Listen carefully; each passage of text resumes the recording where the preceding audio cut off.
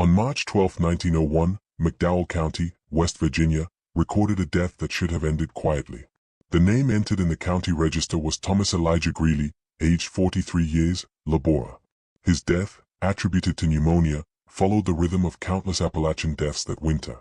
But beneath the signature of County Coroner William D. Shriver is a note, 3 words written in a darker ink, squeezed between lines, as though inserted later, not fully dead. The handwriting trembles, unlike Shriver's usual steady loops. That note was never meant to be read outside the courthouse. It survives only because the page was copied into a later microfilm project, decades after the courthouse fire of 1937 that destroyed most other files. And yet, it tells us more than the official obituary printed in the Welsh Gazette, which stated simply, "Funeral services for Mr. Thomas Greeley were held at the Baptist Meeting House on March 12, 1901. He is survived by his wife, Margaret, and brother, Charles." What the obituary omitted is what the church ledger dared to record, that during the singing of the final hymn, Thomas sat upright inside his coffin, opened his eyes, and whispered a phrase that none of the surviving witnesses would repeat to investigators. Some called it a miracle. Others called it a curse. The sheriff at the time called it murder. The details that survive are fragmented, buried across sources that were never supposed to be cross-referenced. In an interview given in 1961, Lena Hartsfield, who was just 12 years old the day of the funeral, recalled what she saw.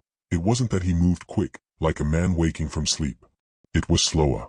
Like his bones remembered first, and then the rest followed. I remember his hands clutching the sides of the box. I remember my auntie screaming. But what I don't forget is the sound. He was whispering, but not to us. He was whispering to somebody else. When pressed by the reporter, Lena refused to say more. She died 2 years later. Her words remain in a short column of the McDowell Gazette, buried on page 6 under the classifieds. If we follow the official files, the funeral ended not in resurrection but in silence. The coroner's amended log states plainly, "Subject returned to rest, interred March 13th. But oral accounts, preserved in the field journals of a Berea College folklorist who visited the hollow in 1938, tell a harsher version. According to locals, Thomas's brother Charles pressed him back down into the coffin, wrapping a scarf around his throat until the movement stopped. The women fainted. The children ran. The hymn ended mid-verse. No one stayed to pray over the grave. The folklorist added one unsettling note in the margin. Community insists he had already died once before, in younger years, and was known to have risen from sickbed after 3 nights' stillness. What, then, are we to make of this? Was Thomas Greeley a victim of premature burial, a tragedy not uncommon in the years before reliable embalming and stethoscopes? Or was this, as the folklore suggests, a ritual rehearsed for generations, a family prepared for death that doesn't hold? Medical history does confirm cases of catalepsy in conditions where bodies appear lifeless, only to stir hours or days later. But no medical condition explains the words whispered in the church, the ones witnesses refuse to repeat, the ones that vanish from the transcript of the sheriff's report. The gap in the records feels intentional, as though someone with authority chose to blot out not just Thomas Greeley's voice, but the very idea of what he might have said. There are other fragments. In 1927, property tax ledgers still list the Greeley farm as active, though no census data after 1901 records a living member of the family. The farmhouse appears on a 1902 land survey, then is struck through with ink. And yet, visitors as late as 1987 describe stumbling on a 2-story clapboard house deep in the hollow, its windows nailed shut from the inside. One hiker wrote in his diary, later donated to the West Virginia State Archives, "It smelled not of rot, but of milk gone sour, of wet wool hung too long without sun. And though no one lived there, I swear the parlor had been swept." In Appalachian folklore, there are whispers of the second sleep, a belief that some bodies return after 3 nights, not as revenants, not as ghosts, but as something in between, something not meant to be named. And the Greeleys, according to oral history, practiced rites to prepare for this second rising. Handwritten Bibles found in a burned trunk near the hollow contain altered psalms. "Blessed is he who lies twice, for he shall not lie again." Local preachers dismissed it as blasphemy. But the notes appear in more than one copy, spread across counties, suggesting a network rather than an isolated superstition. Was Thomas Greeley the victim of faith carried too far, a community so bound by ritual that they smothered the man who would not stay still? Or was he simply another body misread by the crude medicine of the time? The horror lies in the uncertainty. For if it was only a mistake, why did the coroner himself mark "not fully dead"? Why did the sheriff file no charges against Charles Greeley for strangling a man who sat upright? And why, decades later, do signatures in probate courts across McDowell and Wyoming counties bear the same name, T. Greeley, in handwriting that never seems to age? The church where the funeral was held still stands, though barely. Its roof collapsed in the 1970s, and briars now choke the doorway. But even today, no birds perch on its chimney. Hunters in the region avoid the site, saying their dogs will not cross the threshold. County work crews once scheduled to demolish the structure withdrew without explanation, their orders quietly cancelled. Some say the church belongs to private land now, though no deed records exist.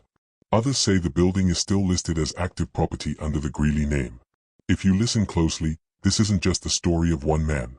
It's a story of what happens when silence holds more power than truth. Witnesses who tried to speak, like Lena Hartsfield, like Margaret Greeley decades later, died with their voices half-recorded, their testimonies filed away in archives no one bothers to open. The few words that survive, like not fully dead, carry a weight heavier than any full explanation. They whisper of families punished not for what they did, but for what they remembered. And memory, in Appalachia, can be more dangerous than death itself. So we return to that night in 1901, in the wooden church tucked against the hills. The coffin, the hymn, the man who would not lie still.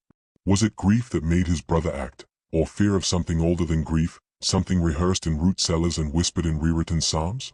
Whatever the answer, it remains sealed in county ledgers, in burned probate files, in the ruins of a church where no birds land, and in the silence of a name that still signs itself. If you've ever heard the name Greeley whispered in your family, if your grandmother warned you of a parlor no one should enter, write it below. Let it be known. And subscribe, because every file we open brings another record back to life.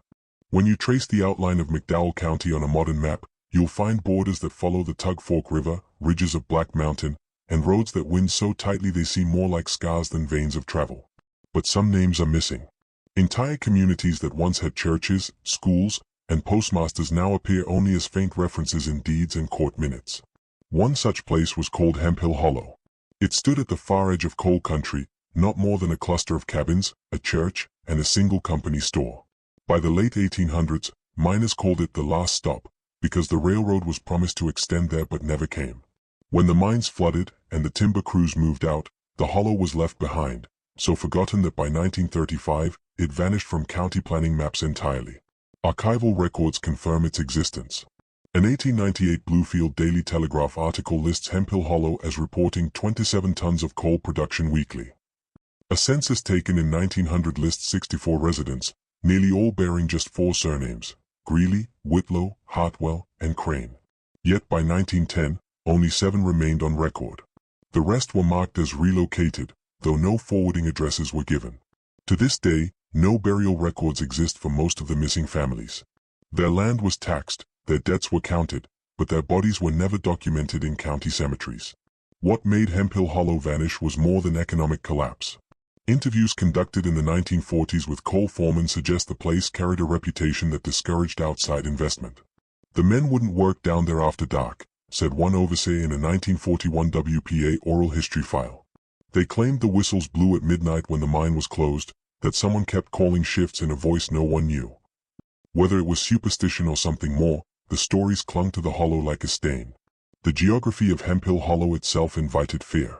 Surrounded on 3 sides by ridges that blocked the sun until mid-morning and swallowed it again by early afternoon, the hollow remained damp and cold even in summer. Fog rose from the ground, not the river. Hunters avoided the valley, insisting that deer trails veered unnaturally wide around its borders. And still, families stayed, families who claimed land grants before the mines, families like the Greeleys, who buried their dead in plots no one else could find. Property ledgers from 1927 show something unusual. While most abandoned homesteads were seized for back taxes and auctioned to the highest bidder, the Hemphill Hollow parcels were never resold. They remained under the names of families long absent. Year after year, the tax debts rolled over but never collected. A 1932 note from the county treasurer reads, "Do not pursue. Property not viable." Yet, in handwriting in the margin, someone had added, "Not safe." For local children, Hemphill Hollow became a dare. Generations of McDowell youth spoke of walking the old road at night, where the stones of the former company store still jutted from the earth. One 1973 field journal, housed at the Appalachian Studies Archives at Berea College, records the words of a man named Clifton Vance, who remembered his boyhood visit. There weren't houses anymore, just chimneys standing up like teeth.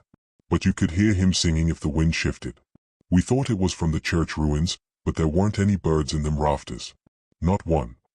It is worth asking why the maps erased Hemphill Hollow when so many other Appalachian ghost towns still linger in name. Keystone, Wall, and Colwood still appear in faded type, even as populations dwindled.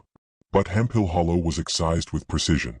By 1935, the State Highway Department published a survey showing Route 83 slicing across McDowell. Hemphill Hollow, which had appeared in 1902 plats, was replaced by blank space. One road that should have led directly into the valley is drawn instead as a dotted line that ends at the ridgeline. It is as though cartographers were instructed not to acknowledge that the road continued at all. In the 1980s, a pair of graduate students from Marshall University attempted to locate Hemphill Hollow for a project on forgotten coal towns. Their report, never published but preserved in typewritten draft at the university library, describes their findings. Locals refused to direct us, stating that the place was underwater or off-limits. Yet when we traced old deed records and hiked into the hollow, we found clearings where houses once stood. In the largest clearing, bricks formed a rectangle suggestive of a church foundation. There were pew fragments, burned but intact. And most troubling, the remains of coffins stacked neatly in one corner, as if stored rather than buried. Their supervisor advised them to abandon the project, warning that not all archives should be disturbed. The students complied. Their paper never left the university basement, and Hemphill Hollow was once again consigned to silence. But silence leaves questions. Why did the county refuse to sell abandoned properties? Why did the highway stop short of the hollow? Why did no newspaper report the mass exodus of nearly 60 people between 1901 and 1910? If it had been fire, flood, or famine, records would name the disaster. But no such event exists. Instead, the people of Hemphill Hollow vanish from census rolls, and the land they occupied is marked on deeds but erased from maps. Folklore offers its own answer. In local ballads collected in the 1950s, there is a verse that recurs under different tunes. Don't go down the hollow way where the sleepers wake to pray, cross yourself and do not stay, a Hemphill calls the bone away.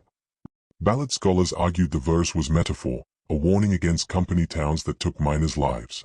But among locals, the words were literal. The hollow was not safe because its dead were not at rest.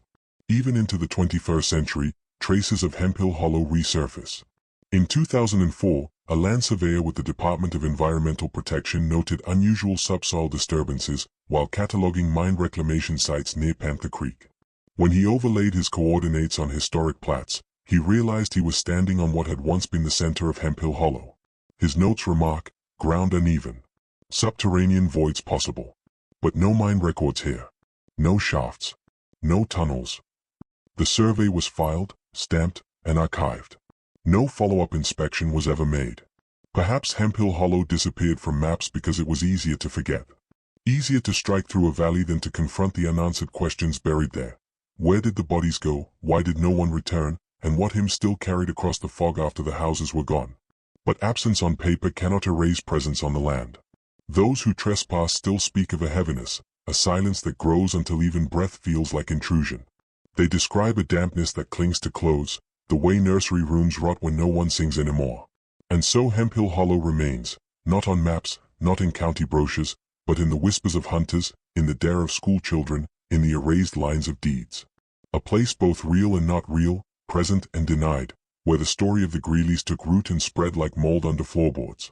If you've ever seen Hemphill Hollow marked on an old family map, if your grandparents spoke of a road that ended too soon, write it below. Tell us what you know.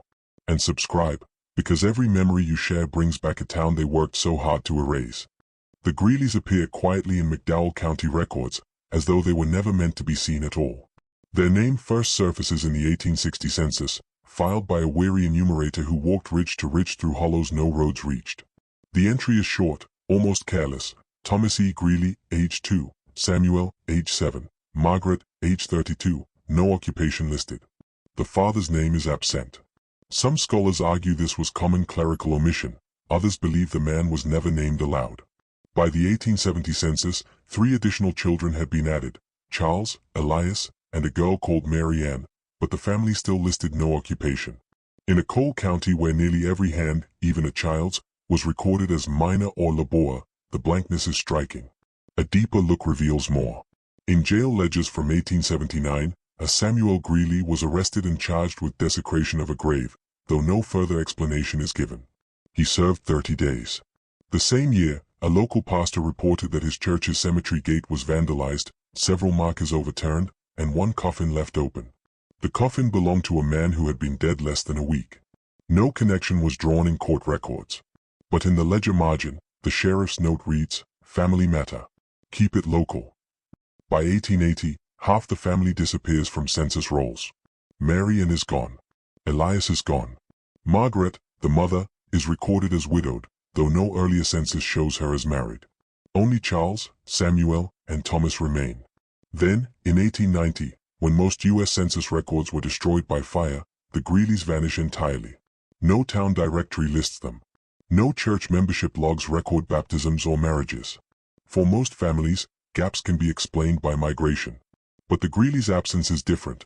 Deeds still list their land as occupied, tax rolls still assign their plots, yet no names appear in the census. It is as though they lived but were no longer meant to be counted. Newspapers offer scattered, troubling glimpses. An 1887 issue of the Welsh Examiner mentions a missing preacher's daughter, last seen walking toward Hemphill Hollow. The article names a witness, Charles Greeley. When questioned, he claimed she had already gone on ahead. No further reports followed. In 1895, the Bluefield Daily Telegraph ran a 3-line notice, "Suspicious occurrence at the Greeley homestead." Neighbors report night vigils and chanting. Sheriff declined to intervene. Nothing more was printed. By 1898, the name Greeley disappears from the press altogether. And then comes 1901. The funeral of Thomas Elijah Greeley, aged 43, the man who sat up during his own burial. But here the records twist like a broken spine. The church log notes the funeral. The coroner's ledger includes the death. But after March of that year, the name Greeley never appears in county vital records again. No marriages, no births, no deaths. The bloodline evaporates in the eyes of the state. Yet land deeds tell another story. Property taxes for the Greeley farm continue to be paid through 1927, always in cash, always signed T. Greeley. The signatures are identical across decades, as if written by the same hand, without age or tremor. Scholars at West Virginia University who examined the deeds in the 1970s noticed something stranger still. The ink in the signatures tested as chemically newer than the paper itself. One archivist remarked, "It was as though the page waited 50 years to be signed." The county clerk who handled the files refused to comment. Days later, he filed for early retirement, citing personal unease with the archives. In family genealogy circles, the Greeleys appear as a ghost lineage. In one 1932 family Bible belonging to the Whitlows, neighbors of the Greeleys, the entry reads, "Mary and Greeley, taken in by us, year of 1879. Stayed one winter. Then gone. No marriage. No death." A second entry, dated decades later, notes, "T. Greeley came by in 22. Asked about the girl. We did not answer." The handwriting grows unsteady, as though the writer's hands shook while recording the words. Folklorists collecting oral history in McDowell in the 1950s recorded whispers of the Greeleys' rituals. According to one informant, who refused to give his name, they didn't bury like the rest of us. They had their own plots, deeper down, lined with stone. They said stone holds the breath better than dirt. That's why this didn't stay quiet. Whether this is folklore or fact, we cannot know. But it explains why the family never appeared in official burial records. Even psychiatric files bear their trace. A surviving case note from the West Virginia Hospital for the Insane, dated 1914, refers to a woman admitted under the name Margaret Greer. The attending physician described her as tormented by visions of her brother sitting up at his own funeral. Cross-referenced handwriting and later family genealogies suggest this was Margaret Greeley, sister to Thomas. The file ends abruptly, marked, "Transferred to undisclosed facility." No further records exist. So why were the Greeleys erased? Were they victims of poor record keeping, or of something more deliberate? The silence in official files feels curated, like someone crossed out names one by one. Their land remained occupied. Their debts were acknowledged. But their lives, their deaths, their children, were treated as though they never existed. And the few fragments we do have point not to natural disappearance, but to something systematically suppressed. This is where folklore and record intertwine. In song and story, the Greeleys became a family who did not die right. Ballads refer to them as the breathers in stone. Children dared one another to say their name 3 times in the hollow, insisting the echo would answer back in a voice not your own. Miners crossing Hemp Hill after night shifts spoke of lights in the Greeley windows, though the house was long abandoned. And preachers warned their flocks not to follow Greeley practices, even as they refused to name what those practices were. The fact remains, the Greeleys should have left a trail: marriage licenses, school attendance, birth certificates. Instead, they left only signatures that repeat unchanged across decades, court notes that vanish mid-sentence, and graves that no one can find. They stand as a family who both existed and did not exist, both present and erased. A family who sat their dead upright, whispered forbidden psalms, and vanished from records as though they had never been born. To study them is to glimpse the machinery of forgetting, the deliberate turning of a page, the blank lines where names should be, the scorched edges of courthouse files. The Greeleys haunt not by apparition but by omission, by being written out of history until all that remains are whispers, half-burned Bibles, and deeds signed by a hand that should have been still in 1901. And maybe that's why their story lingers. Not because of what they did, but because of what no one dared to write. If your family's Bible contains the name Greeley, if an old deed or signature in your attic carries that looping hand, write it below. Let us see what was meant to be forgotten. And subscribe, because each name we recover is one more they failed to erase. The deeper you follow the Greeleys, the more you leave the realm of census data and newspapers and step into the silence of basements, locked trunks, and fading hymnals. By the late 1800s, the family's reputation in McDowell County was one of distance. They paid taxes, owned land, but seldom appeared in public worship. Neighbors whispered they prayed in their own way, with words no preacher in the mountains had ever heard. Yet strangely, their names still surface in the very place they avoided, the ledgers of the Hemp Hill Baptist Church. The records are brief, scratched in with hurried hands: Margaret Greeley, suspended from communion, 1874. No reason given. Another line: 10 years later, T. Greeley observed at service, but would not kneel. And in 1889, Charles Greeley spoken to privately in the basement. Not in main service. That final note is underlined twice. What was happening in the church basement? In rural Baptist congregations, basements were rare. Many churches were simple, one-room buildings, built by hand and lacking ornament. Yet Hemp Hill's church, built on land donated by a coal company, included a stone-walled cellar, used mostly for storage of hymnals, oil lamps, and winter firewood.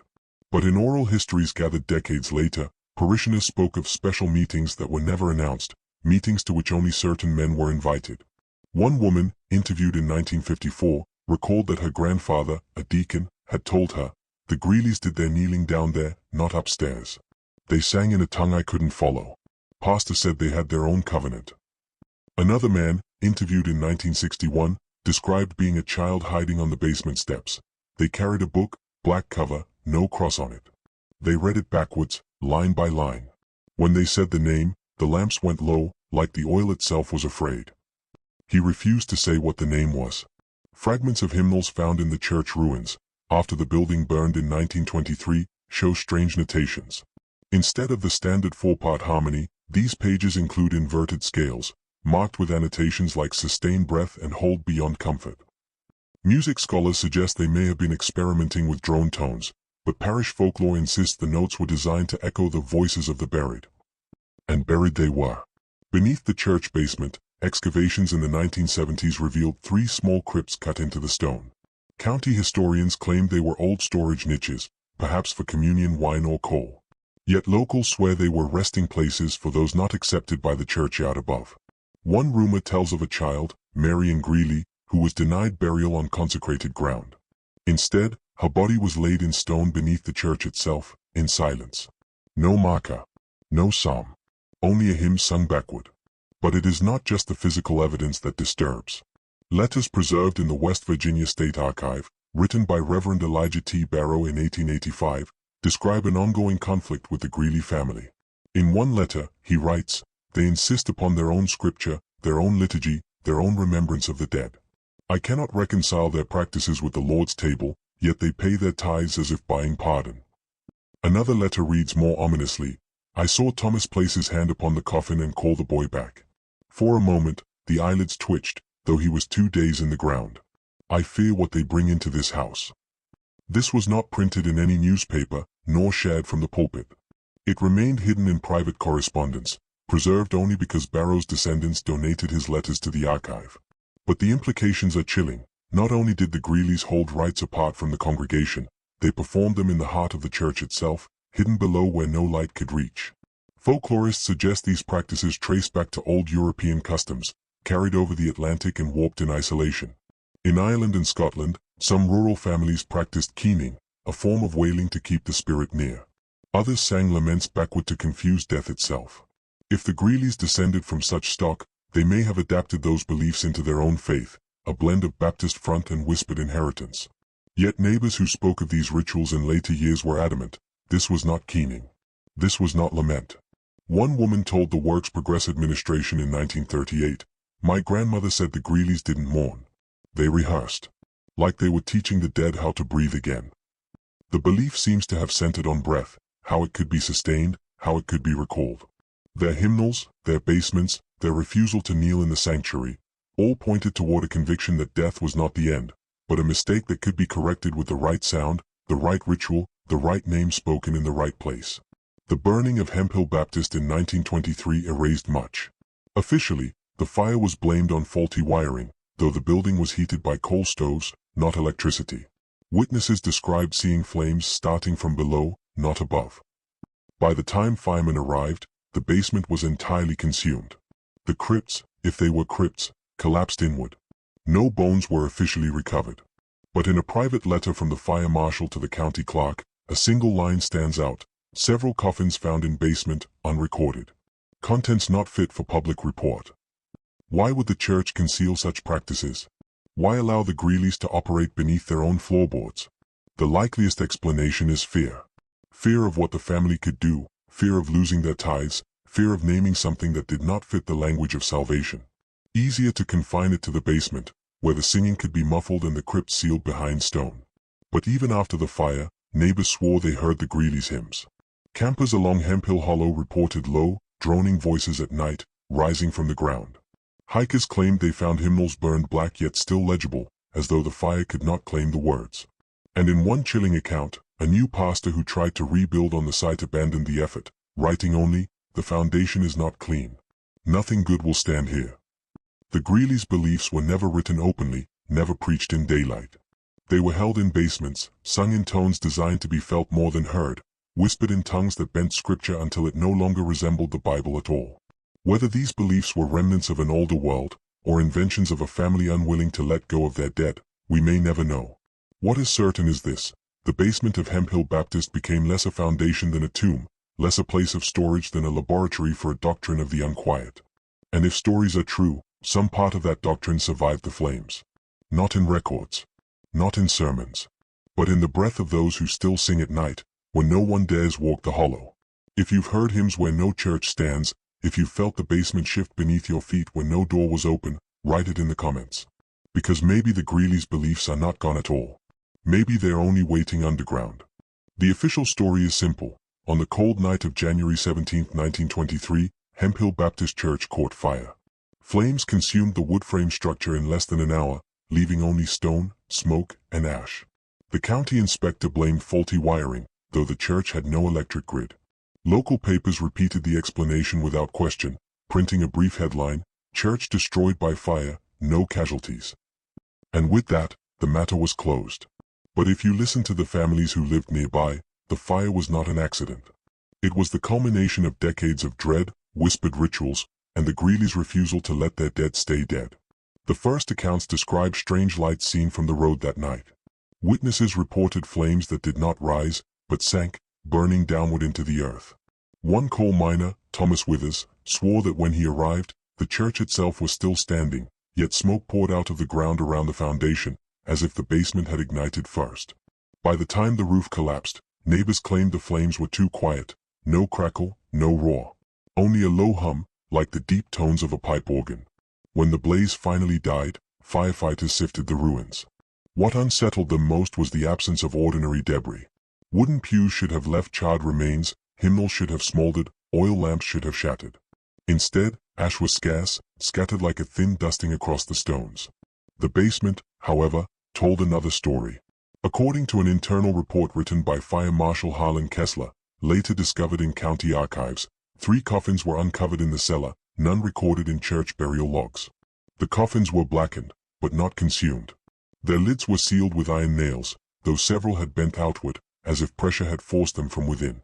The report never made it to the press. Kessler's supervisor, under pressure from church elders, ordered the file closed, stamped, accident. No further inquiry. But Kessler himself added a private note at the bottom of the final page, almost as if he couldn't leave it unsaid: contents not suitable for public record. Evidence of partial remains inconsistent with natural decomposition. Strong odor of breath, not rot. What could odor of breath mean? Some believe the fire was no accident, but an exorcism. Tired of the Greeley's practices, tired of whispered hymns sung backward in the cellar, tired of bodies hidden beneath holy ground, the congregation may have chosen fire as their final weapon. One oral history recorded in 1968 quotes an elderly member: "We knew we couldn't bury it. We had to burn it out." But others argue the opposite, that the fire was set by the Greeleys themselves, a ritual meant not to destroy, but to release. Evidence for that theory lies in the strange survival of certain artifacts. When the ruins cooled, scavengers picked through the stones. What they carried out was not what you would expect from a fire. One man claimed he found a hymnal with all pages intact, though every letter had turned red, as if the ink itself had bled. Another recalled a brass candlestick fused to stone, yet cold to the touch, as though it had never been heated. The most chilling find, mentioned in a sheriff's memo, was a child's shoe, perfectly preserved, laces tied, with fresh soil still clinging to the sole. That shoe was later identified as belonging to Marion Greeley, the child rumored to be buried in the basement crypt after being denied churchyard burial. She had died in 1881. The fire was in 1923. How her shoe looked newly worn remains unexplained. The absence of ash also echoes through the oral record. Neighbors swore the fire left no smell of smoke in their clothes, no soot on their porches. Yet for months afterward, they claimed to find blackened footprints on their doorsteps, too small to belong to any living man. Some said the prints appeared at night, leading toward their houses but never away. Local folklore ties this to the Greeley's obsession with breath and return. If the fire was meant to release the dead, perhaps it did so not in the form of ashes, but in the form of steps, wandering, searching, climbing out of a basement that no longer existed. By spring, the church board declared the land cursed. They refused to rebuild. Timber buyers who tried to reclaim the stone foundation for other projects abandoned the effort, reporting tools that dulled after a single strike, saws that cracked without reason. One worker claimed the foundation gave off a sound, like breathing through teeth, whenever struck with metal. In later years, when coal companies expanded the mines beneath Hemp Hill Hollow, they refused to tunnel directly under the ruins. Their reason was practical: on paper, unstable foundation. Yet miners told a different story. They said the earth beneath the church was unnaturally hollow, like a chest cavity, and when their drills bored too close, air rushed through the seams carrying a stench not of sulfur, but of something sweet and sickly, like spoiled breath. The strangest piece of evidence comes from a photograph. In 1923, a Charleston Gazette photographer visited the ruins. His surviving plate shows the foundation stones scattered, the chimney collapsed. But in the center of the image, faint and blurred, is what looks like a circle of figures, thin, tall, standing in the smoke. The Gazette refused to print the photograph, dismissing it as damaged. Yet the plate itself, stored in the State Archive, has been studied by paranormal researchers for decades. Most agree the image was not a double exposure. One researcher noted, the figures appear transparent, but their shadows fall on stone. Whatever they were, they occupied the ruins at the time of the shot. The fire that left no ashes left behind something else instead, an emptiness, a cavity, an unanswered question. If the Greeleys were buried in the basement, were they destroyed, or did the fire free them? If the congregation lit the match, what were they truly trying to kill? And if it was the Greeleys themselves who set the blaze, what had they rehearsed for so long that only fire could complete it? Nearly a century later, hikers who passed the old foundation report strange sensations. A sudden warmth in the soil during winter. Breathing sounds beneath the stones. Some even claim to see footprints in the dirt, as though a line of parishioners has just left a service that no longer exists. And always, the accounts repeat the same detail: no ash. Not a fleck. Only stone, only silence, only the faintest hum in the air, like the last note of a hymn refusing to die. It's as if the fire was never meant to consume, but to transform. To take a congregation, a basement, a family's terrible belief, and burn it into something unseen. something that does not leave behind ash because it has no end. And if you listen closely enough, maybe you'll hear it too, the low, breath-like sound of something still smoldering under the hollow, a century after the fire. Because in McDowell County, the fire that left no ashes may never have gone out at all. By the 1930s, the Hemphill fire had faded from headlines, reduced to a footnote in county records. Yet in McDowell County, memory is not so easily erased. Families who had lived in the hollow whispered another truth, that the Greeleys did not end in the fire. They lingered. They walked. They refused the ground. The first reports came in 1931, from coal miners leaving the night shift. Men trudging home before dawn claimed to see figures on the ridgeline above the hollow. At first they thought it was families gathering kindling or checking traps. But as their lantern light swept higher, the figures didn't move.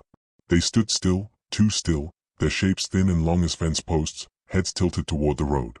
The men said the figures seemed to sway, as if strung from the sky by invisible wire. Yet when they reached the top of the ridge, the ground was bare. Later, in 1933, a farmer's boy wandering near the ruins of Hemphill Church found what he thought was a doll half buried in leaves. But when he pulled it free, it was no toy. It was a hand, dried, shriveled, the fingernails sharp and long. Authorities dismissed it as animal remains, but neighbors who saw it disagreed. That was a person's hand, one old woman told a Works Progress Administration field worker years later. Only it weren't dead. You could see where it had clawed itself out. Folklore insists the Greeleys practiced hollow burial, placing their kin in shallow ground so the breath could find its way back. Generations had been hidden in basements, sealed in walls, or tucked into the roots of trees. The fire may have unearthed them, but it did not contain them. Instead, neighbors said, the ground began to give them back. By the mid-1930s, entire families were leaving Hemphill Hollow. Property values collapsed. Crops failed in fields closest to the ruins. Chickens refused to roost near the church foundation, scattering each night as if chased by invisible hands. Horses spooked and bolted at the sight of shadows that had no rider. The most disturbing case appeared in 1937, in a report written by Sheriff Walter Crowe.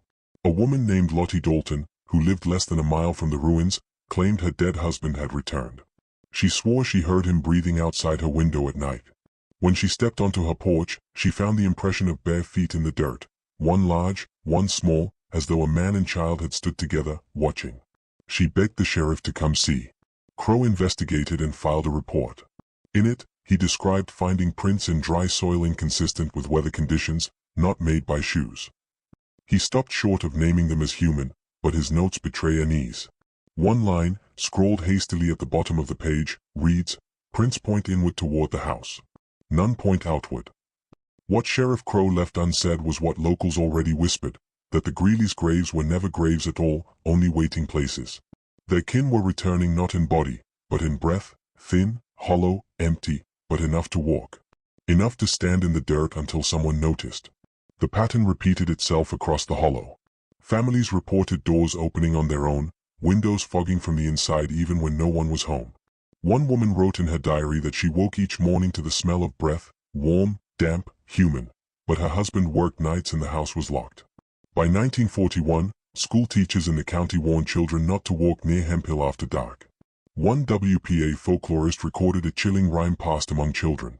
"Don't go down to Hemphill ground, where the smoke still breathes without a sound. They plant their kin but they don't stay. They'll follow your breath and take it away." The rhyme suggests what terrified locals most, that the Greeleys were not content to linger. They wanted company. They wanted others to join them. Perhaps the most compelling evidence comes from cemetery records. McDowell County clerks noted an unusual trend beginning in the 1930s. Graves disturbed, stones toppled, caskets dragged half into view. At first they blamed grave robbers, but nothing was ever stolen. Jewelry, watches, even gold teeth were left untouched. Only the bodies were tampered with, and often left near the surface, as if someone, or something, was pulling them upward. In 1944, a church committee attempted to consecrate the Hemphill ruins, bringing in ministers from 3 congregations to bless the ground. According to a surviving letter written by Reverend Mark Pennington, the ritual failed. The ministers reported a low wind rising as they prayed, carrying with it a sound like 1,000 voices exhaling at once. Their candles refused to stay lit.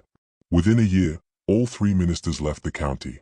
Pennington's private note, tucked at the end of the letter, was more unsettling: "I believe they are not buried." I believe they are waiting to be recognized. Even now, in the 21st century, hikers and ghost hunters who explore the Hemphill site report the same phenomena: the sound of slow breathing in the trees, shadows that move against the slope of the land, soil that rises in small mounds overnight as if something beneath has pressed upward. One local historian described it best: the Greeleys were a family that would not stay buried. Every county has its restless dead, but McDowell's are different. They don't haunt. They don't whisper. They rise. And so the hollow remains unsettled ground. No home stands on its soil. No farmer plows it. Locals drive the long way around rather than pass by the ruins. What was once a place of worship has become a scar, a reminder that some families defy even the earth meant to claim them. The story of the Greeleys doesn't end with the fire, nor with shallow graves clawed open in the night. It carries on, carried forward by every footprint in dry dirt, every fogged windowpane, every sound of breath when no one else is near. Because in Hemphill Hollow, burial is never final. The family refuses the soil. They walk. They wait. And they watch, hollow-eyed, for the living who dared to wander too close. By the mid-1940s, Sheriff Walter Crowe was more than a lawman. He was the last fragile wall between the county's whispers and the outside world. His reports of strange footprints, his interviews with widows claiming to hear the dead, all of it began piling in dusty folders at the McDowell courthouse. But instead of forwarding them to Charleston or Washington, where state investigators might have taken notice, Crowe locked them away. Locals said Crowe was a practical man, not prone to superstition. He was born in Pike County, raised Baptist, and known for a steady hand when coal strikes turned violent. But when he took office in 1935, he inherited more than bootleggers and mine disputes. He inherited the Greeley problem. And though he tried to treat it as just another case, by the end, Crowe seemed less like a sheriff and more like a custodian of secrets. The first sign came in 1937, when he filed that strange report on the footprints leading to Lottie Dalton's porch. It was the only report he signed with his full name. Every file after that, whether about missing livestock, trespassers at Hemphill, or disturbed graves, bore only his initials. W.C. as if distancing himself from the words on the page. County archivists, years later, noted that dozens of reports from 1937 to 1942 bore signs of tampering. Pages missing. Entire case numbers skipped. Crowe had either destroyed evidence or deliberately concealed it. Why? The best guess comes from a journal discovered in 1979, hidden in the false bottom of his roll-top desk. It was not intended for public eyes. The journal begins methodically, with notes about routine cases. But by page 20, the tone shifts. Crowe writes, "They are walking still. Fire did not end them. I believe the family practices no death, only a kind of waiting. The ground does not hold them." The entries grow darker with each year. He describes seeing faces on the ridgeline at dusk, long and pale as chalk. He records a deputy who quit after claiming to hear someone call his name from beneath the floorboards of the courthouse itself. In 1940, Crowe writes, "The county expects me to bury this. I cannot bury what will not stay down." By 1942, Crowe's journal reveals desperation. He arranged, quietly, for state fire marshals to inspect the Hemphill ruins a second time. But before they could arrive, a fire broke out at the courthouse. It destroyed dozens of files, including those connected to the Greeleys. Officially, it was blamed on faulty wiring. Unofficially, townsfolk muttered that the sheriff himself had set the blaze. When questioned, Crowe gave only one statement: best to let ashes lie. But the ashes did not lie. Rumors spread that Crowe had buried bodies in the woods himself, displaced coffins pulled from disturbed graves, reinterred deeper in the mountains where no one would find them. Some claimed to see him hauling crates from the courthouse at night, driving them out past the state line. The most disturbing allegation comes from a man named Reuben Clay, a night watchman who swore under oath in 1952 that he'd seen the sheriff kneeling in the ruins of Hemphill Church, chanting in a low voice, with three figures standing behind him. Clay described them as tall, thin, and too still to be alive. He fled before Crowe saw him, and for years he kept the story to himself. Only near his death did he confess it to his daughter, who relayed it to oral historians. Sheriff Crowe died in 1958, his obituary short and unremarkable. It made no mention of Hemphill Hollow. No mention of the missing files, or the whispers of shallow graves. His family insisted he was a good man, a God-fearing lawman who protected his people. But in McDowell County, people still say otherwise. They call him the sheriff who buried the truth. Even after his death, the county courthouse carried scars. Employees swore certain drawers refused to stay locked, no matter how many times they turned the key. Some clerks resigned after describing files that reappeared in their cabinets, written in handwriting that matched Crow's, but with dates decades after his death. In 1973, a young archivist cataloging sheriff's records uncovered a single, charred page believed to have survived the courthouse fire. The page bore Crow's initials and a single chilling line, "I cannot stop them. I can only choose who else knows." This raises an unsettling possibility, that Crow's suppression was less about denial and more about containment. That by destroying files, by silencing witnesses, by burning records, he wasn't protecting his reputation or the county's economy. He was protecting us. Keeping the Greeleys inside their hollow, preventing their story from spreading. If so, his work failed. Because by the 1960s, Hemphill Hollow was no longer just a local ghost story. College students from Marshall and WVU came hunting for proof. Journalists from Charleston dug through what little remained of Crow's archives. And more than once, they left the county unsettled, shaken, and unwilling to speak publicly about what they'd seen. A 1968 article in the Charleston Gazette, never reprinted, but preserved on microfilm, quoted an anonymous source who claimed to have found bones in the hollow. Not charred, not buried, but laid carefully on the ground in a circle, like they had been placed for recognition. The sheriff's name appeared once in the article, in a cryptic sentence, "Crow knew, but Crow did not tell." It is impossible to say how much of this is folklore, how much is fact. Crow's journal, the charred page, the missing files, all suggest he fought a private war with something larger than law and order. He tried to bury the truth, but in doing so, he may have given it more power. Because the Greeleys are remembered less as victims of a fire, and more as a family that walked past death itself. And the sheriff, the man tasked with guarding the county from crime, may have become their unwilling archivist. So when locals speak of Crow, they do not call him protector. They call him gravekeeper. Not because he kept graves safe, but because he kept them shut. Or tried to. And every so often, when a clerk finds a drawer ajar in the courthouse, or a hiker claims to hear shallow breathing in the ruins, someone mutters the same words Crow was said to repeat in his final years, "Best to let ashes lie." But ashes do not lie forever. Even after the fire at Hemphill and the courthouse blaze that followed, one place refused to vanish, the Greeley house itself. Locals called it the place that won't fall. The coal booms came and went, highways cut new veins through the mountains, and storms toppled barns and bridges alike. But the Greeley house, a sagging two-story clapboard on the edge of Hemphill Hollow, still leaned stubbornly against time. By the late 1940s, people avoided the place, not just out of superstition but because the sheriff's deputies warned them to. The property had no official deed, no recorded owner after 1911, and no tax was collected on it. Yet somehow, it never passed into state hands. Every attempt to auction it, to transfer it, or even to tear it down, was halted, sometimes by paperwork mysteriously going missing, other times by workers refusing to go near it. One county worker, interviewed in 1987, described it bluntly: "You could pay a man double his wage, and he still wouldn't touch the Greeley place.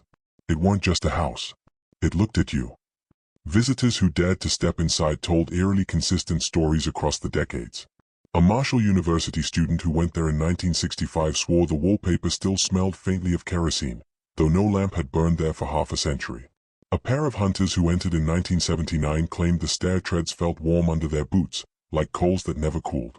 And in 2006, a group of amateur paranormal investigators reported hearing a man breathing slow and heavy in the upstairs bedroom, even though their recordings picked up nothing but silence. County records suggest the house was built around 1889, likely by Elias Greeley himself. It had been the site of births, deaths, and perhaps more than one burial, if the folklore is to be believed. But the strangest detail is this: the house appears in no official maps after 1932. Plat books, tax rolls, even aerial surveys, none of them mark it. It exists physically, but not legally. A retired surveyor, Frank Mooney, explained it in a 1999 interview: "It's like drawing a map, and your pencil skips. That place doesn't want to be on paper." And yet, the house endured. Each decade seemed to produce a new story about it. In 1954, a preacher leading a revival nearby claimed he saw children's handprints in the dust of its windows, though no child lived there. In 1972, a drifter found squatting in the house told police he had been fed there, he said, by a pale woman who handed him bread that turned to ash in his mouth. He was institutionalized soon after. The stories grew stranger still. One of the most cited accounts comes from 1987, when a journalist from Huntington decided to spend the night in the house as part of a Halloween feature. His notes, recovered from his desk after he abandoned the article, describe a rhythm in the walls, like slow footsteps circling the rooms. By morning, he was gone. His car was still parked outside, but he was found 2 days later wandering the ridgeline, clothes torn, unable to say his own name. When asked later why the story never ran, his editor said simply, "Some places don't print well."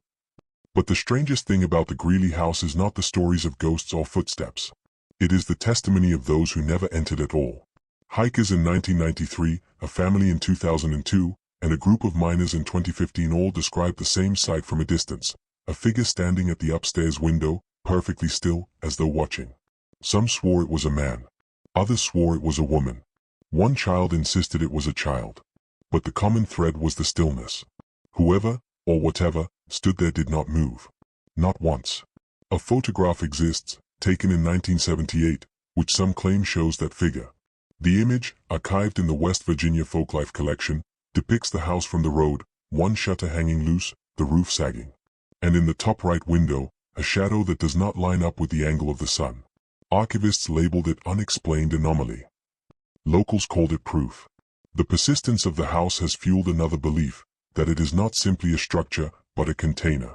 That what happened to the Greeleys, whatever ritual or curse or condition kept them walking after death, was bound there. One folklorist, Margaret Hensley, argued in 1991 that the house was less a dwelling, more a coffin built of timber. This theory gained weight in 2006, when those amateur paranormal investigators returned from the house shaken.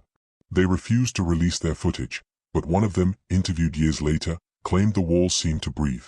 Not metaphorically, he clarified. I mean you could see the wallpaper flexing, like a lung.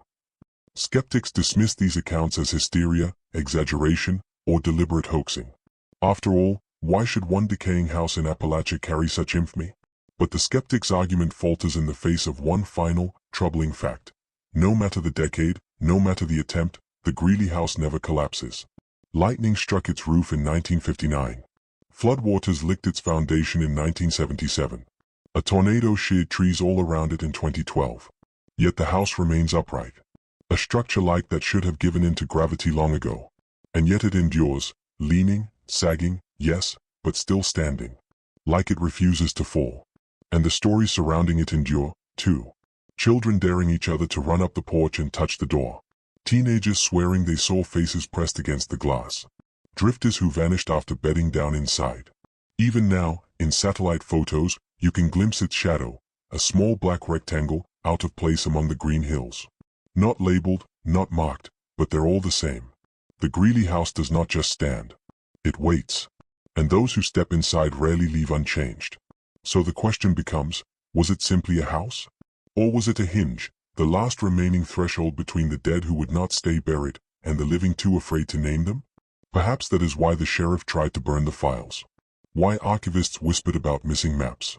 Why old-timers in McDowell still say, when the wind carries down from Hemphill Hollow, that house ain't empty. It's just patient. And patience, in these mountains, always runs out. By the time investigators began connecting the dots, it was already too late.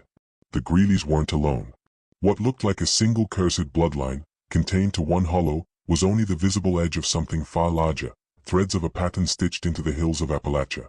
According to census ledgers from 1900 through 1940, the name Greeley appears only sparsely, tapering off entirely after the incident in Hemphill. But cross-reference those names with birth and death records in adjacent counties, Wyoming, Logan, Mingo, and another picture begins to emerge. Different surnames, same strangeness. One archivist, Helen Doherty, working for the state in 1972, described it like this in her notes: it is not a family tree. It is a root system. What grows above the soil may differ, but beneath, it is all connected. The first clue came from the Holbrook family in Wyoming County. In 1923, their youngest daughter was reported missing, only to reappear 3 weeks later at her own funeral service, alive, confused, unable to recall where she had been. Doctors called it a hysterical fugue state. The county called it blasphemy. She was placed in the care of the state hospital and never spoken of again. Then there were the Ashcrofts of Mingo County, a name barely remembered today. Court transcripts from 1931 show the trial of Thomas Ashcroft, accused of digging up graves in the family plot. His defense? They weren't done with their sleep. Witnesses swore he pulled 3 bodies from the soil, insisting they had more years left. The records end abruptly, with no sentencing written, just a note, case transferred to Charleston. No further action. Patterns kept surfacing, like water seeping through old stone. A school roster from 1946, found in the attic of a closed elementary school in Logan County, listed 4 children with the surname Carver. In the margin, written by the teacher, were words in faded ink. They speak in unison, never apart. No matter where I seat them, they echo. That page was filed under anecdotal disturbances and shelved, until it was rediscovered during a renovation in 1995. Folklorists argue these stories point not to coincidence, but to a shared belief system running through these mountain families. A belief that death was not final, that a body could pause in the grave, could rise, could be coaxed or commanded back. And the rituals match. Church basement records in Harlan County, dated 1918, contain references to the sleep hymn, a passage said to be recited over infants to prevent them from wandering away before their years. The same phrasing appears in a handwritten Bible owned by the Ashcrofts. And in 2009, a woman from Beckley posted online about her grandmother humming a song at night, words she didn't understand, until another commenter recognized it instantly, the same hymn. The names changed. The counties changed. But the pattern remained. Even death records reveal repetition. In 3 separate counties, Wyoming, McDowell, and Logan, there are instances of the same individual appearing to die twice. Example, Samuel O. Fitch, listed as deceased in 1912, reappears in census logs in 1920, alive and recorded as a farmer. His death certificate was never corrected, and by 1928, he is again listed as deceased. No one explained how the same man could be buried twice. When interviewed in 1981, Fitch's surviving relatives dismissed it as clerical error. But the gravestones tell another story: 2 markers, 2 dates, 1 name. What unsettles researchers most is the handwriting. Across Ashcroft trial documents, Holbrook Hospital admissions, Carver school rosters, and even Fitch's second death certificate, 1 signature repeats. Different counties, different decades, different officials, but the same curving script signs off on them. The name is never fully legible. Sometimes it looks like M. Rains. Other times Rains. Occasionally, just an initial, M. Handwriting experts, shown the documents in 2003, agreed it was the same hand.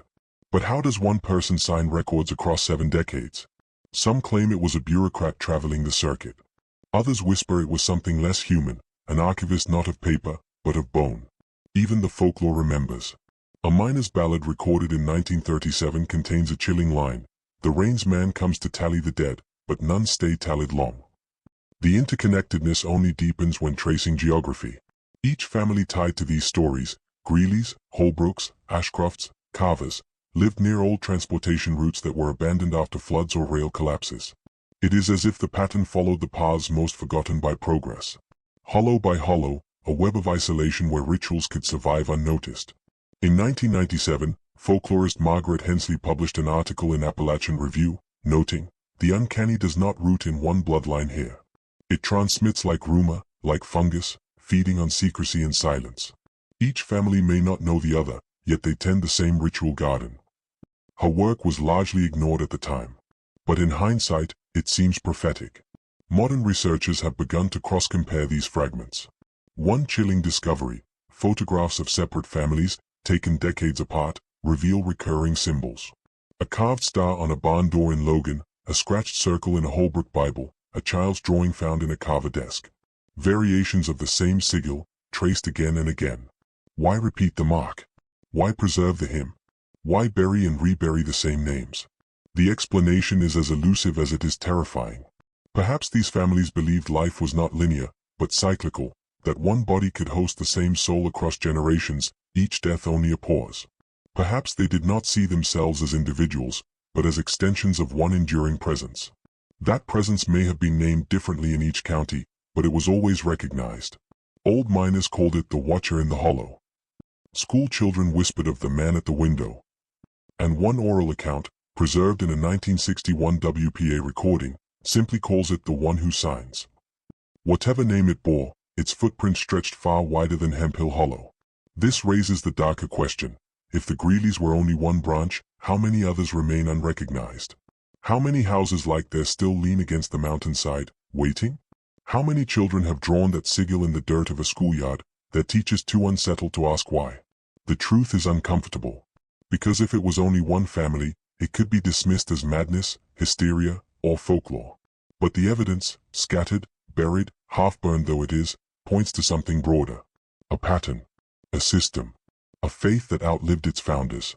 And faith, once planted in these hills, rarely dies. For most, the story of the Greelys and the other mountain families is history. Dust-covered records in courthouse basements, whispered tales remembered only by the old. But around the year 2000, strange reports began surfacing again. Things that had no business belonging to the modern world. It started small. A park ranger in McDowell County filed an incident report in 2001. Hikers claimed they saw a child in 19th century clothing wandering near a disused mine shaft. Search dogs found no trace, though the hikers swore the child's bare feet left tracks in the snow. When questioned, one hiker said the boy had only spoken a single sentence, "It ain't finished yet." The file was marked hallucination due to exhaustion and buried in seasonal paperwork. But within 3 years, other counties reported similar sightings, apparitions that were not hazy or distant, but solid, breathing, speaking. One case reached as far as Charleston's local news in 2005, when a family driving through Logan County at night claimed a woman flagged them down on a rural road. They pulled over to help, only for her to ask directions to a town that hadn't existed in 80 years. By the time police arrived, the woman was gone. Skeptics dismiss such accounts as folklore's persistence in an area where tradition clings tightly to the bone. But researchers familiar with the Greeley archives see something else, the re-emergence of a cycle. Dr. Ellis Warren, a folklorist at Marshall University, reviewed these cases in 2009. His conclusion was chilling. Every 40 to 50 years, the pattern rises again. It is not a haunting. It is a harvest. The harvest, he argued, was not of crops, but of memory, body, and blood. Take the 2012 case of the Rawlins family in Beckley. 2 daughters disappeared from their home one night. Their parents awoke to find their beds empty but the front door still bolted from inside. Days later, the girls returned, standing on the porch at dawn, clothes dry despite 3 nights of rain. When pressed by police, they only said, "We went to the singing place." Psychologists ruled it a fugue episode. The parents never spoke publicly again. But locals in Beckley whispered, "The Carvers are back." Then came the recordings. In 2016, a West Virginia University student named Lindsay Boyd was conducting field research on regional lullabies. She stayed with an elderly woman outside Welsh, who hummed a song each night before sleep. Boyd recorded it on her phone. Months later, while transcribing, she noticed something strange. The woman's humming contained background voices. Layers of children, dozens of them, singing words her host never uttered. Acoustic analysis revealed frequencies beyond human range, embedded like threads under the melody. Boyd stopped her research soon after and never returned to Appalachia. Her unpublished thesis circulates privately, its final line stark: "The hymn is not sung alone. It has never been sung alone." If these fragments feel like coincidence, the cemetery in Logan County says otherwise. In 2018, heavy rains exposed part of an old graveyard long thought abandoned. Locals discovered 5 coffins with broken lids, earth washed away. But the bodies inside looked intact. Not fresh, not skeletal, something in between. When county officials moved them for reburial, workers swore one man's eyes were open. The reburial was quiet, unannounced, but photos leaked online, sparking weeks of rumors that Logan County's dead refused to stay down. And then came the handwriting again. In 2019, a flood destroyed part of the courthouse basement in Mingo County, ruining boxes of waterlogged records. Volunteers sorting through the debris found a stack of birth certificates from the 1970s. All bore the same signature at the bottom, in that familiar looping script, M. Raines. How does a hand from 1905 sign a form in 1974, and again in 2019, when the document surfaced? No one in the courthouse could explain. Folklorists like Warren believe the return isn't random. He points to population decline, abandoned coal towns, hollowed-out schools, the very same conditions that once allowed secrecy to thrive. "The fewer eyes watching," he said in an interview, "the easier it is for old roots to surface." And the roots have surfaced. TikTok videos posted in 2021 by teenagers in Boone County show a barn door with a carved sigil, nearly identical to the star etched on the Ashcroft property in 1931. The teens laughed, called it witchcraft, and walked away. Days later, the barn burned down. The sheriff's report listed the cause as electrical, but the barn had no wiring. Another clip, since deleted, showed children chanting outside an abandoned schoolhouse at night. Their voices were in sync, eerily even, echoing the Carvers of 1946. Locals insist the school has been boarded shut for decades. The pattern is not just resurfacing, it is adapting, moving with time. Some researchers whisper that the cycle is quickening. Instead of every half-century, it now appears every 20 years, then 10. They wonder aloud, what happens when it no longer pauses at all? One theory suggests the families, whether Greeley, Holbrook, Ashcroft, or Carver, were only vessels. Temporary shells for something older, something patient. If true, the sightings, the hymns, the preserved bodies are not random flare-ups, but rehearsals. Preparations for permanence. A chilling oral account from 2022 seems to confirm it. A coal worker in McDowell recorded his grandmother telling a story before she died. Her words, "They'll come back when the roads are empty. They'll come back when the churches close. They'll come back when the hall is so quiet, you can hear your own blood. And when they do, it won't just be one family. It'll be all of us." The roads are empty now. The churches, boarded. The hall is, quieter than ever. The question is not if the pattern will return. It already has. The question is how far it will spread, and how many of us will recognize it before it's too late. Because the hymn is already humming again. In the background of old recordings, in the static of late-night radio, in the wind between ridgelines. And once it starts, it does not stop. The return is not coming. The return is here. If there's one detail that binds every sighting, every vanishing, every strange return, it isn't the ritual or the hymn. It's the name. For over a century, documents scattered across Appalachia bear the same signature. It changes shape, but not essence, sometimes looping and ornate, other times shaky and faint, yet always unmistakable. M. Rains. M. Rains. M. Rain. Different spellings, same hand. In 1901, it appeared in a death register in McDowell County, the very file marking the passing of Elias Greeley, the man said to have risen during his own funeral. In 1928, it surfaced again in census logs for Pike County, signing off a household survey for a family that no longer existed. And in 1973, as investigators combed through psychiatric notes at Western State Hospital, one in turn reported finding a margin scribble, "Not finished." M. Rains. The patient file belonged to a child admitted without known relatives. That child vanished the following spring. At first, archivists thought these signatures were clerical shorthand, a county employee's initials, or even a prank across generations. But handwriting analysis tells another story. In 2011, linguists at the University of Kentucky examined 3 signatures from 3 different decades. Their conclusion: all bore identical pen pressure, stroke order, and anomalies, like a distinctive upward tick on the letter N. Their report was blunt. These samples appear to have been written by the same individual, separated by decades. How does one hand sign records across a century? Folklore suggests the name itself isn't a person, but a vessel. A tag applied when the cycle demands recognition. Consider the case of Sheriff's Deputy Harold Cole, Harlan County, 1985. His logbook contained an arrest signature for a suspect listed only as M. Rain. The crime? Trespassing in a condemned church at 2:17 a.m. The description reads, tall male, pale complexion, no address, no identification. Cole claimed to have driven the man to county lockup. Yet when the cell was checked an hour later, it was empty.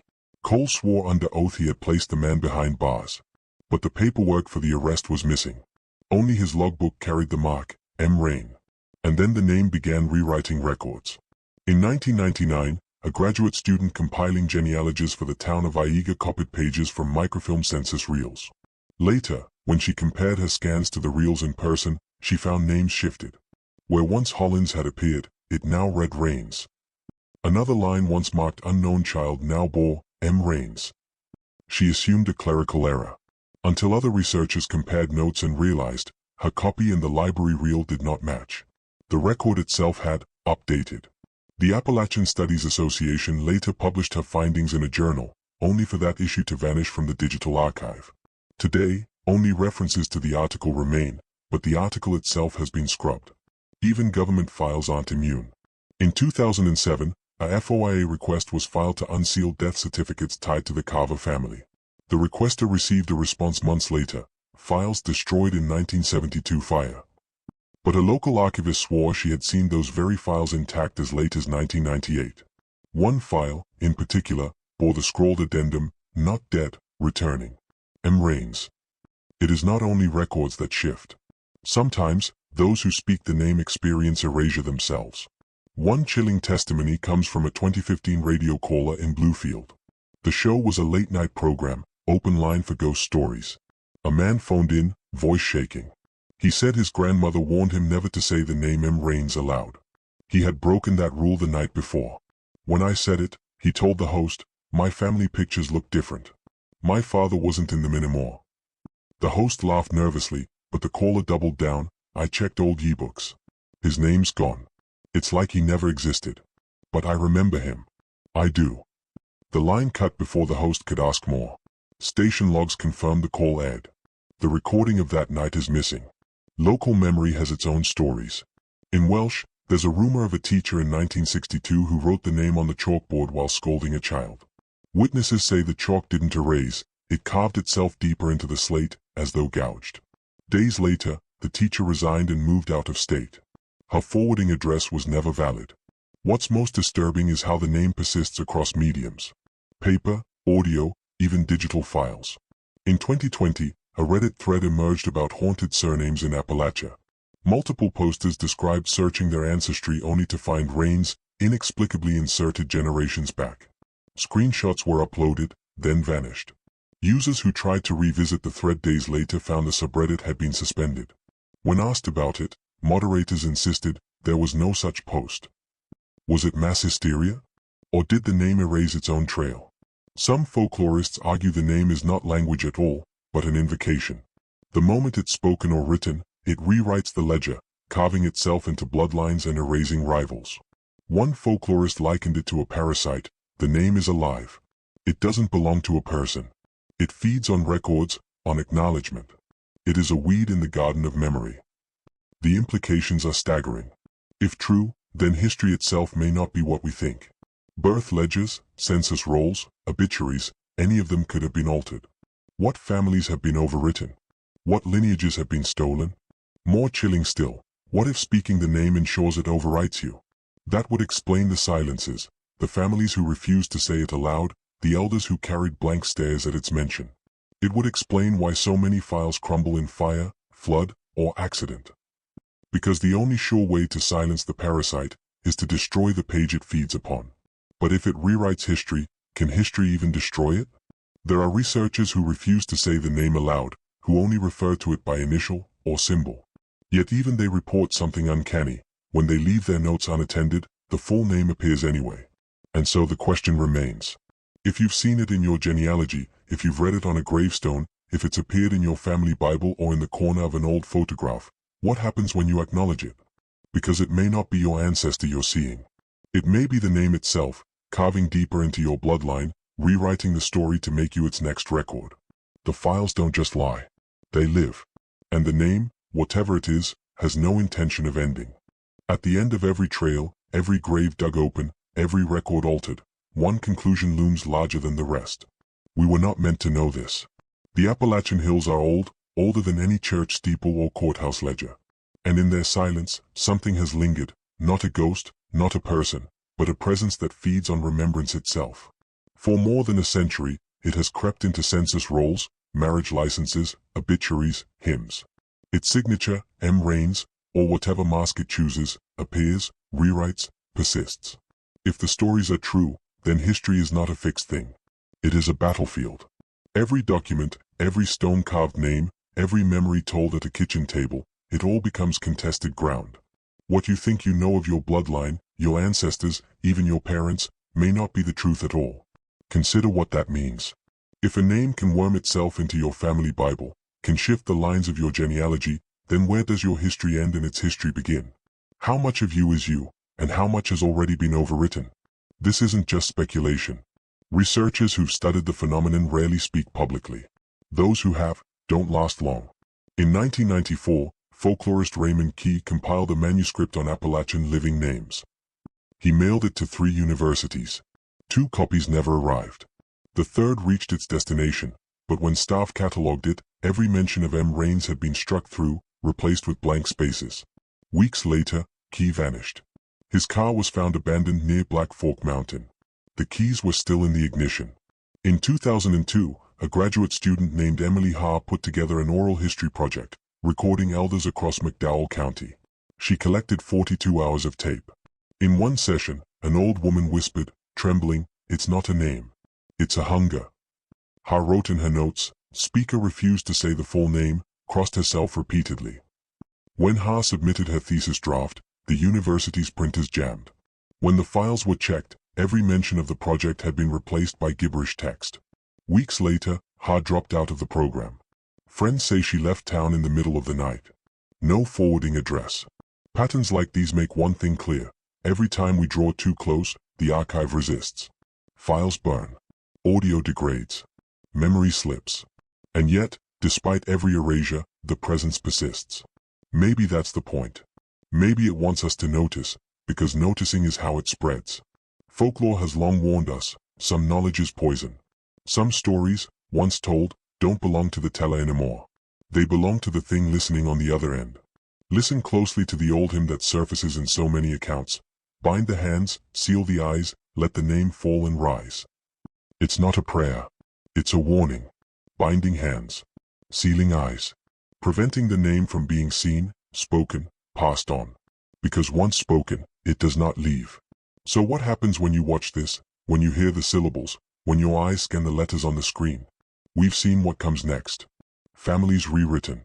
Photos altered. Whole branches of bloodlines snuffed out, replaced by a name that never belonged to them. You may not notice at first. But one night, you'll glance at an old yearbook, or a framed certificate, or a stone marker in the graveyard, and the letters will look wrong. You'll swear it wasn't spelled that way before. But you won't be able to prove it. That's how it survives. And it forces us to ask the hardest question. Why? What does it want? If it is not a man, not a family, not even a ghost, then what is it? Some suggest it's a curse, born of old coal country rituals, fed by blood and repetition. Others whisper of an older origin, that the name predates the mountains themselves, an echo of something buried in stone before Appalachia even had a name. But most agree on one point, it isn't finished. The cycle continues. Each generation, it reappears, signing death records, rewriting census logs, creeping into the margins of digital files. It adapts. It waits. And it only needs one thing to thrive. Recognition.